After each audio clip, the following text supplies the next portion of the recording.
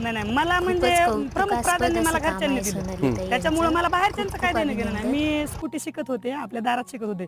बरेच महिला मला म्हणले आता हिला स्कूटी घेऊन कुठे जायचं. मी म्हणलं जिकडे माझी इच्छा होईल तिकडे मी जाणार. स्वतःचा नवरा रात्री बेरात्री एकटा शेतात जातो, त्यांच्यासोबत ते निघाले की थांबा मी पण येते सोबत. कुणी नाही ते नको म्हटले तरी जोडीनं यायचं. हा, ट्रॅक्टरवर कोणकोणते काम करतात? ट्रॅक्टरवर नांगरणी, मोगडणी, रुटर, पाळी. आता सध्या आपल्याकडं 7-8 एकर ऊस आहे लावून झालेला. 7-8 एकर. हा, आणखीन 1.5-2 एकर लावायचा चालू आहे. आता लागवड चालू आहे. हा, लागवड चालू आहे. ती तुम्ही सकाळी पण बघितलं ना. हो, आता ऊस तोडणी चालू होती. हा, आणि त्याच ज्याच्यात आता ऊस लावलाय का त्या 6 एकर मध्ये आपल्याला 90 कट्टा गहू झालाय.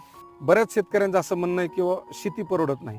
मग काय म्हणणं आहे तुमचं की शेती परवडती का? मग आपले कष्ट आणि निसर्गाची साथ ह्याच्यावर अवलंबून आहे शेती परवडते की नाही परवडते. त्याच्यामुळे माझं तर वैयक्तिक मत आहे की आपण त्याच्यामध्ये राबलो आणि योग्य रीतीनं जर नियोजन करून शेती